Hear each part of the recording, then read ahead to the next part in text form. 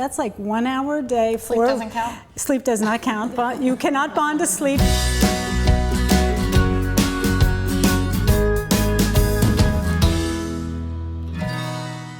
So with so many people looking for love nowadays, what can we tell them about how to form a good relationship? We really know what the basis of a good relationship, what a secure, loving bond that's going to last through time. We really know what that is now. Okay. If you think about the key question in a love relationship, are you there for me? A-R-E, are you there?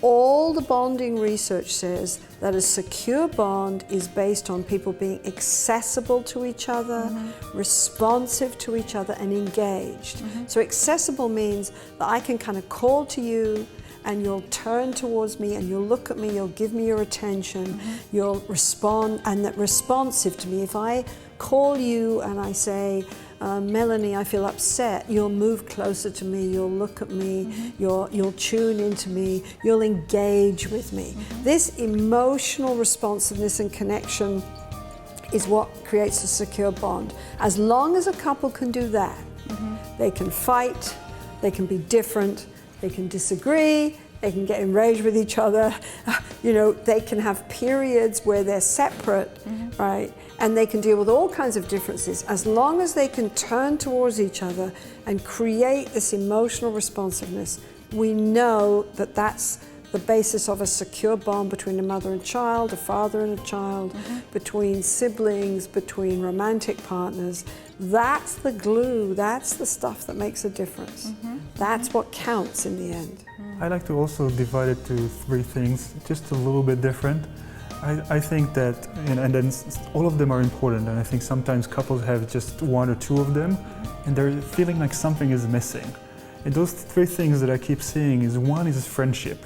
It's like if you're in a good relationship, you have friendship, meaning like you have some things in common and interest, you respect each other, and you share with each other, you share what's going on for you, you get support and you get advice, and so you're really helping each other.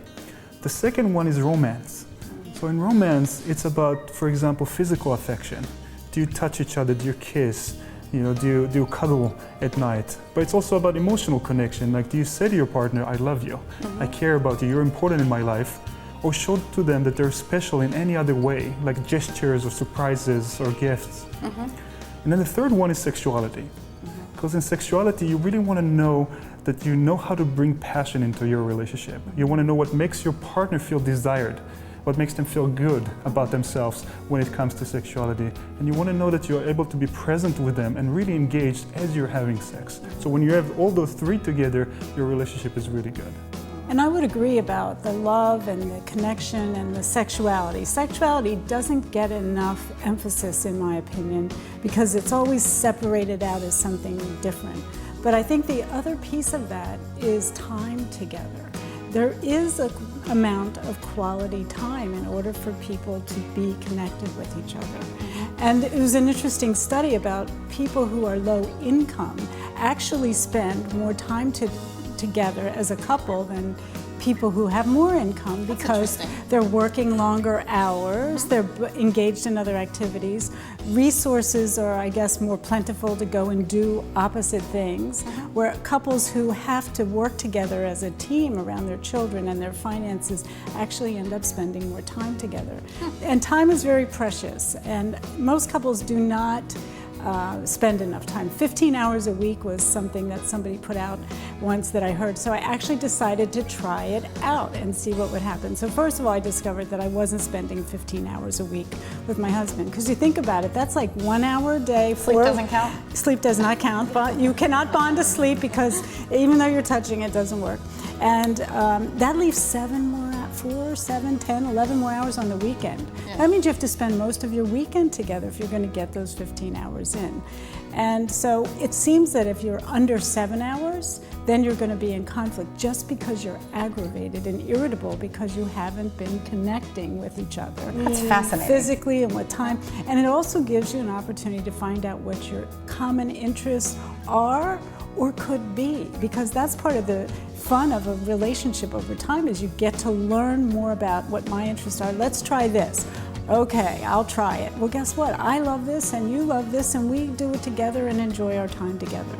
So that's another important piece from my point of view. I find that when people come in for therapy, they could be coming in because they're not sure about their relationship or they're ambivalent about who they're with. And sometimes I start asking them questions about how do they feel safe with each other? Do they feel like they're getting their needs met? Do they feel comfortable reaching for their partner? And I think if they can answer some of those questions, and maybe it just needs a little bit of tweaking or help, I think that they have a foundation for a very good relationship. And another piece of it is their philosophy towards life and the future and their goals and their values, and those things really ought to line up. And these are definitely questions that somebody should be finding out before they commit to somebody. So for someone to know that they're in a good relationship, it sounds like there's trust and there's bonding, intimacy with eye contact, you know, what you said about melting and softening up, that they love to spend time together, that they're friends and that they connect on that level, and that they really want to be with each other. And I think if you have those 4 things along with some fun, that's a good sign that you're in a good relationship.